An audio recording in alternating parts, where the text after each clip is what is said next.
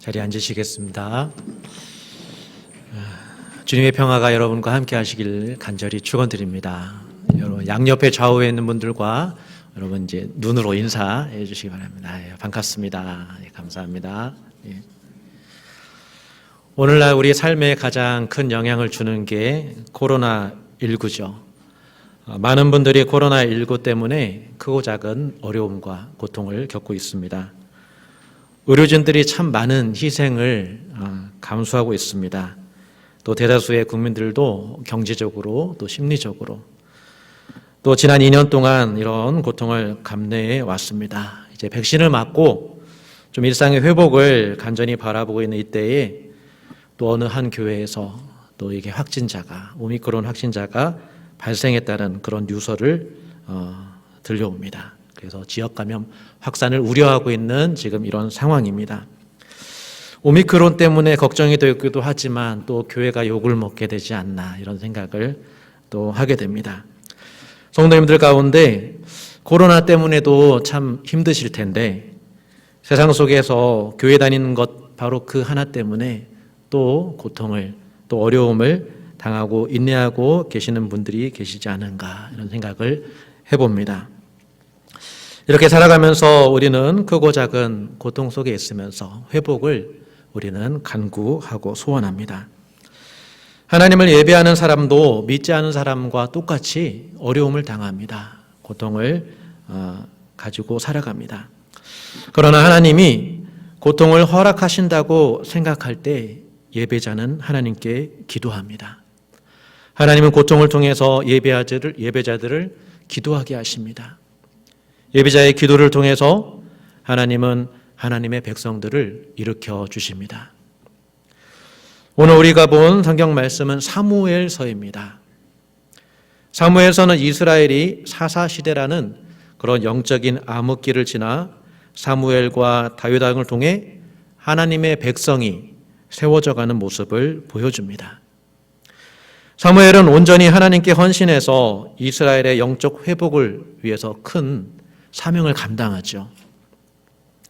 그렇다면 사무엘서 이 성경은 사무엘의 이야기로 시작되어야 마땅할 텐데 그런데 성경은 사무엘이 아니라 기도하는 한나로부터 그 이야기를 시작하고 있습니다. 하나님의 백성이라는 정체성을 회복하는 데 있어서 기도하는 한 여인을 우리에게 보게 해 주십니다. 성경은 영적인 회복을 위해서 기도하는 게 먼저임을 우리에게 알려주십니다. 하나는 어떻게 하나님께 기도했을까? 하나는 자식이 없었습니다. 2절 말씀을 우리 함께 보도록 하겠습니다. 함께 읽겠습니다. 시작. 그에게 두 아내가 있었으니 한 사람의 이름은 한나요 한 사람의 이름은 브닛나라. 브닛나에게는 자식이 있고 한나에게는 자식이 없었더라. 한나는 결혼을 잘했습니다. 남편의 이름은 엘가나인데요. 1장 1절의 말씀에 보면 이 엘가나는 족보가 기록될 정도로 명문가의 그런 남자였습니다. 그런데 이상하게도 2절 말씀에는 그에게 두 아내가 있었다라고 기록하고 있고요. 그런데 무슨 문제가 있었냐면 이 명문가의 이 아들이 왜 두 아내가 필요했을까라는 것이죠. 그것은 한나에게 자녀가 없었기 때문입니다. 두 아내를 소개하면서 한나를 먼저 언급한 것으로 보아 아마 첫 번째 아내가 한나였을 거란 생각이 듭니다. 첫째 아내 한나가 자식이 없으니 이 엘가나는 브닛나라는 두 번째 아내를 얻은 것으로 보입니다. 브닛나는 자식을 낳은 후에는 브닛나가 이제 한나보다 먼저 언급되고 있죠. 불임 때문에 한나는 가정에서 그 지위가 뒤바뀌어 버렸습니다.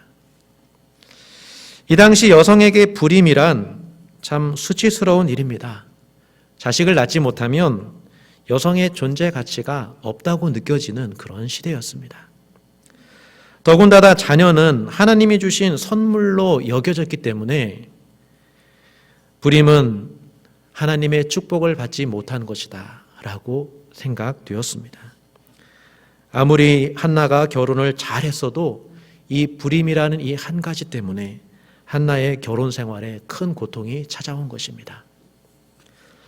남편은 이런 한나를 불쌍히 여기고 더욱더 사랑해 주었습니다. 우리 1장 4절 5절 말씀 함께 보도록 하겠습니다. 시작. 엘가나가 제사를 드리는 날에는 제물의 분깃을 그의 아내 브닌나와 그의 모든 자녀에게 주고 한나에게는 갑절을 주니 이는 그를 사랑함이라. 한나는 불임 가운데서도 하나님을 예배하기를 멈추지 않았습니다.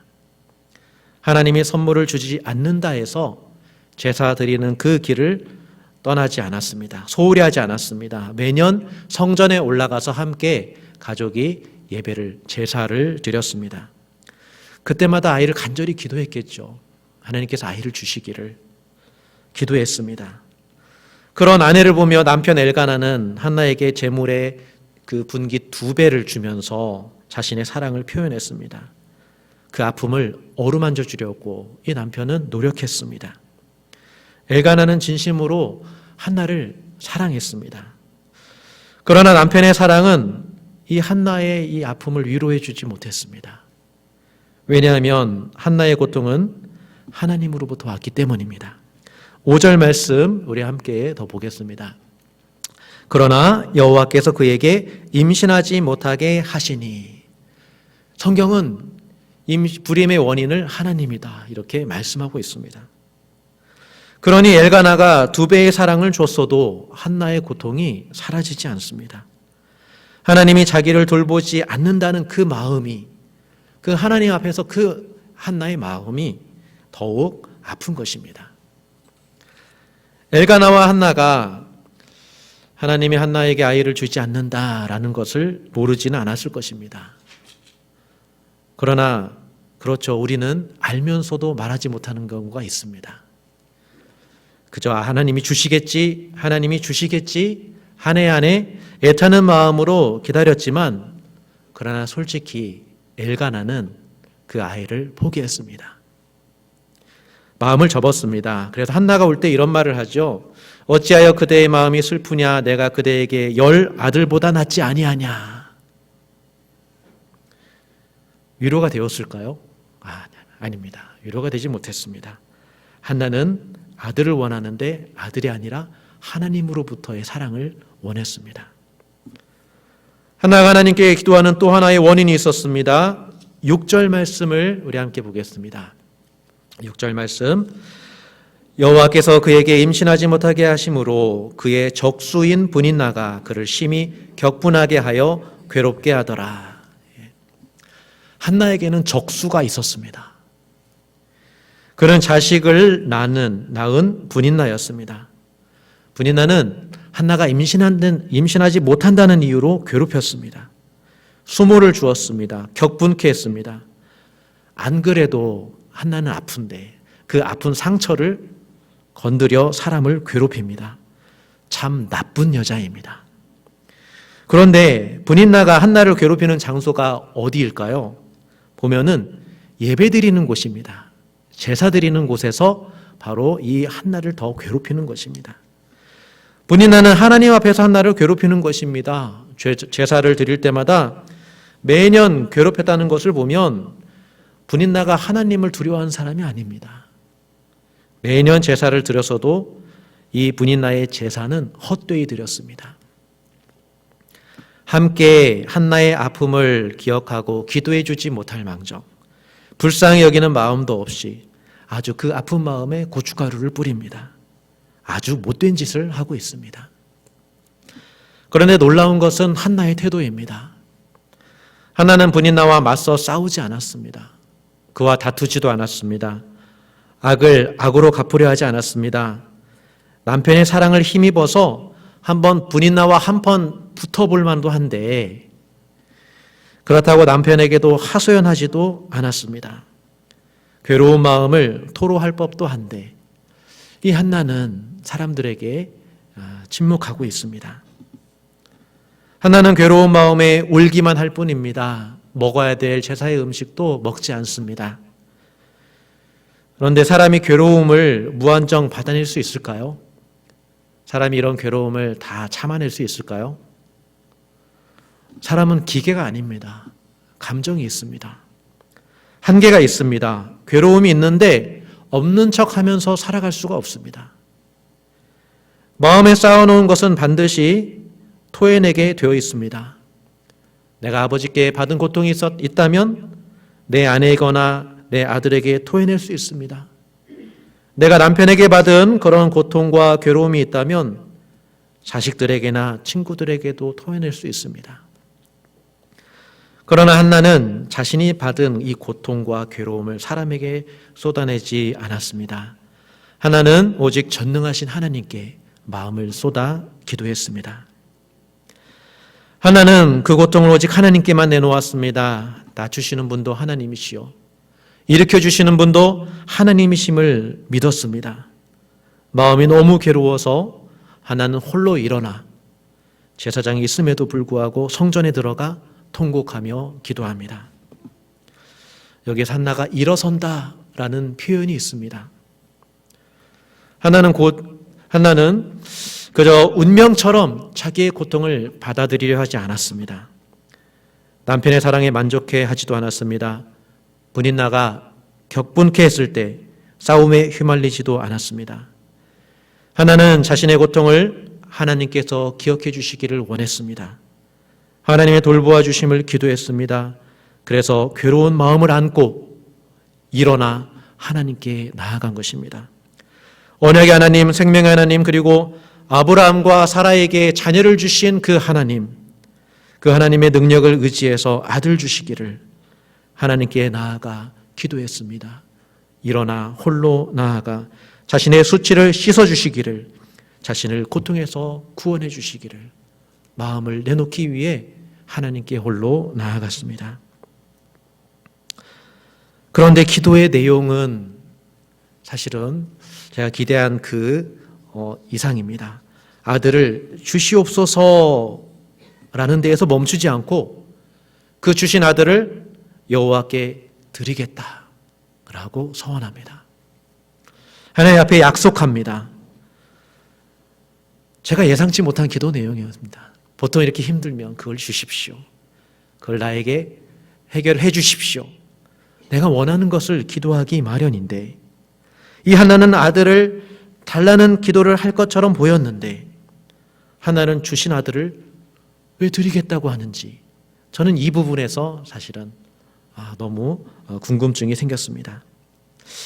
어떻게 아들을 한번 얻어보려고 하나님께 흥정하려는 것은 아닐까?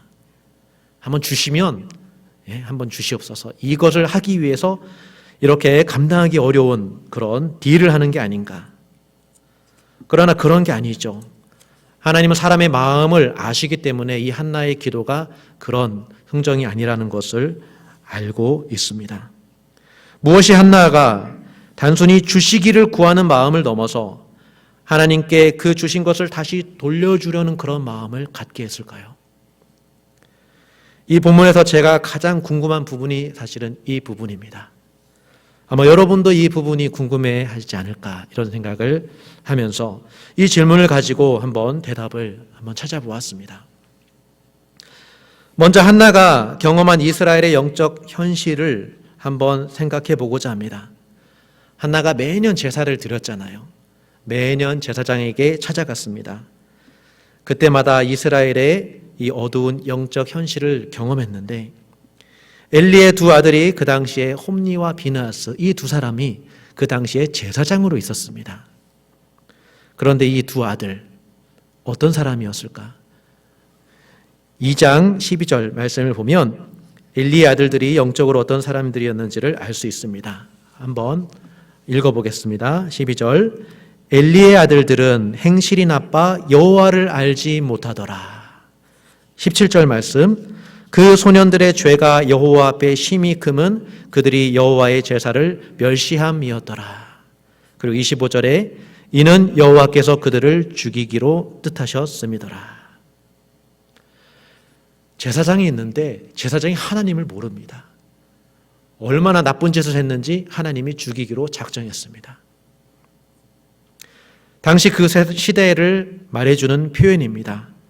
사사시대의 특징이 있는데 사사시대의 특징을 한마디로 표현하면 자기 소견에 옳은 대로 살아가는 바로 그 시대를 사사시대라고 말합니다. 하나님께서 세우신 성전에서 일하는 제사장이 타락했기 때문에 하나님의 말씀을 들을 수가 없었습니다. 옳고 그름을 분별하고 백성들의 죄와 고통을 짊어지고 하나님께 나아가야 될 제사장이 실제로 하나님을 모른 채 그 직을 감당하고 있었습니다. 이스라엘은 하나님의 백성, 하나님의 자녀라는 정체성을 잃어버렸습니다. 하나님이란 이름이 있지 실제로는 자기 소견대로 살아가는 그런 잃어버린 정체성을 가진 게 이스라엘이었습니다. 제사장 엘리가 있었긴 있었지만 너무 늙었고 이 제사장도 영적으로 무지했습니다. 한나가 기도할 때 한나가 취한 줄로만 알았습니다.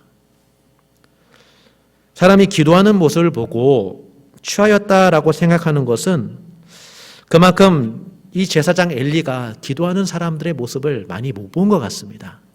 기도하는 사람보다 오히려 술 취하는 사람을 더 많이 보지 않았나 이런 생각을 해보게 됩니다. 그래서 이런 영적 현실 속에서 오직 하나님과 통하고 있는 사람은 사실은 제사장이 아니라 한나였습니다. 제대로 기도하고 있는 사람은 제사장이 아니라 한나였습니다. 한나는 예배자로서 아들을 원하는 자기의 마음만 생각할 수 없었습니다. 하나님의 은혜가 통로가 막힌 상황에서 아들이 생긴들 그게 무슨 의미가 있었을까요? 하나는 엘리에게 이렇게 말합니다. 15절 말씀입니다. 우리 함께 PPT를 한번 보겠습니다. 나는 마음이 슬픈 여자라 포도주나 독주를 마신 것이 아니요 여호와 앞에 내 심정을 통한 것뿐이오니. 저는 이 배경 속에서 한나의 서원 기도를 한번 이해해 보았습니다. 처음에 한나의 기도는 아들을 주시옵소서라고 시작했을 것입니다. 저에게 아들을 주시옵소서. 아들을 주시면 저 분이나의 코를 내가 납작하게 해줄 수 있을 텐데, 내가 이 괴로움에서 벗어날 수 있었을 텐데, 아들을 얻게 되면 내 인생의 모든 문제가 다 해결될 수 있었을 텐데 라고 하면서 이런 간절한 마음으로 인간적으로 흥정하려는 마음이 왜 없지 않았겠습니까? 너무 간절히 원하는 그런 마음이었기 때문에 아들을 주시면 내가 집 한 채를 드리겠습니다. 아들을 주시면 내가 하나님이 원하는 무언가를 하겠습니다. 라는 그런 마음이 있었을 것입니다. 그러나 그때마다 하나님이 이렇게 대답했겠죠. 나는 돈이 필요 없다. 나는 그 물질이 필요 없다. 그렇다면 하나님이 원하시는 것이 무엇일까 한나가 고민했을 것 같습니다. 내가 무엇을 드려야 하나님의 아들을 나에게 주실 수 있을까? 이 인간적인 흥정이 커지고 커져서 마지막에는 하나님의 백성을 향한 하나님의 마음과 통하는 때까지 이르렀다라고 생각이 듭니다. 그래서 그렇게 한나가 알게 된 하나님의 마음은 하나님도 아들을 잃어버린 고통 가운데 계신다는 것입니다. 하나님의 마음으로 이스라엘의 영적 현실을 보니 이스라엘이 자기를 자녀 삼아주신 하나님을 떠나버린 것입니다.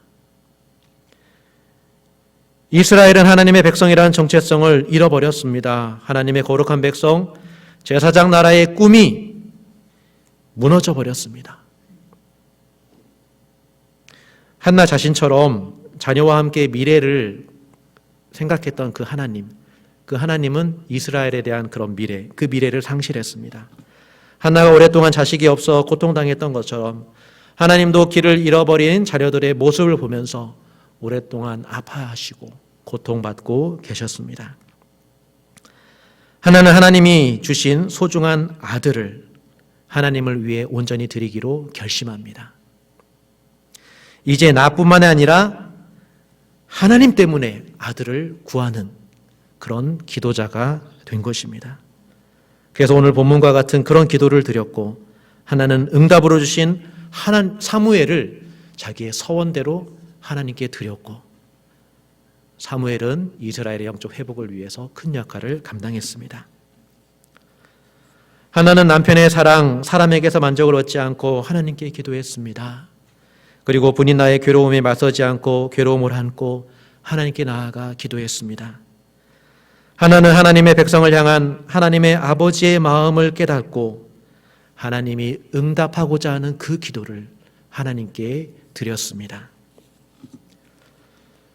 사랑하는 성도 여러분, 우리에게 주어지는 삶의 문제를 가지고 하나님께 나아가십시오. 크고 작든 하나님은 그 고통을 통해서 우리를 기도하게 하십니다. 예비자에게 주시는 고통 속에는 하나님의 섭리가 있습니다. 지난 시간에 우리의 고통은 하나님이 아무 의미 없이 주시지 않았습니다. 분인나와 같은 사람들 때문에 많은 눈물을 흘리셨을 수도 있겠죠. 격분과 괴로움의 시간으로 밥맛이 없었을 때가 있었을 것입니다. 그때만 하나님의 자녀라는 정체성을 지키려고 하나님께 나아가셨다면 여러분 잘하신 것입니다. 그래서 그랬기 때문에 아마 이 자리에 여러분이 계시리라 이렇게 믿습니다. 하나님께 나아가지 않으면 우리에게 있는 고통은 그저 괴롭기만 할 뿐입니다. 그러나 우리가 고통을 안고 기도하면 하나님은 그 의미를 우리에게 가르쳐 주십니다. 고통을 통해서 우리를 성숙하게 하십니다. 우리를 바라보시는 주님의 고통스러운 마음을 알게 해주십니다. 우리가 예배자로서 기도한다면 우리의 기도가 당장 이루어지지 않는다 할지라도 그 기도하는 시간 자체가 의미가 있는 것입니다. 그러므로 여러분 어려움이 있을 때 응답되지 않는다 할지라도 그 어려움을 부여잡고 하나님의 아버지 되심과 전능하심을 의지해서 계속 기도하시기 바랍니다. 지난주 주일까지 교회의 회복을 위해서 약 50일간 우리가 하나님과 함께 기도했습니다. 우리 중보기도팀이 앞장서서 이 기도의 일에 함께 참여해 주셨습니다. 어떤 분은 팀으로 참여해 주셨고 또 어떤 분은 혼자서 기도해 주셨습니다. 어떤 기도는 사실 응답이 왔고 또 어떤 기도는 우리가 생각하지 못한 또 은혜로 찾아와 주셨습니다. 또 어떤 기도에는 50일 동안 아무리 기도해도 이루어지지 않았습니다. 그런데 기도를 하면서 느낀 것은 하나님께서 우리의 기도를 들어주신다는 것입니다. 아, 우리의 기도를 통해서 일하시는구나 라는 것을 아마 기도하시는 분들은 느꼈을 것입니다. 하나님은 그렇게 우리의 기도를 통해서 우리의 교회가 회복되어 가는 것을 원하십니다. 우리가 이것을 맛보았다면 50일이 끝났다고 할지라도 우리는 계속 기도해야 할 것입니다. 하나님은 나 자신이 마음을 가지고 하나님께 기도하기를 원하십니다. 하나님은 연약한 여인 한나를 통해서 이스라엘을 회복시키셨죠. 여러분 아픔 가운데 있다면 그리고 교회를 사랑하고 하나님의 마음을 여러분이 조금이라도 안다면 기도를 멈추지 마시고 그 문제를 가지고 계속 끌어안고 기도해 주시기 바랍니다. 우리가 기도할 때 하나님은 우리가 무엇을 위해 기도할지 알려주실 것입니다. 하나님의 마음을 알게 해주시고 우리의 기도를 통해서 하나님 우리를 만나주시고 우리 교회가 영적으로 회복되는 그 은혜를 우리에게 보게 해주시리라 믿습니다. 이 믿음을 가지고 함께 기도하시는 저와 여러분 될 수 있기를 주님의 이름으로 간절히 축원드립니다. 우리 함께 기도하겠습니다. 살아계신 하나님 아버지, 교회 회복을 위해서 우리가 기도하게 하시니 감사합니다. 세상의 고통과 아픔 속에서도 우리가 하나님의 자녀된 모습을 회복해 나갈 수 있도록 기도하게 하여 주시옵소서. 우리를 누구보다도 사랑하시는 하나님의 그 마음을 우리가 알게 하여 주시고 우리도 주님과 같은 마음으로 기도하며 주님과 같은 마음으로 예배하며 살게 하여 주시옵소서. 은혜 주시기를 간절히 원하옵고 살아계신 예수님의 이름으로 기도드립니다. 아멘.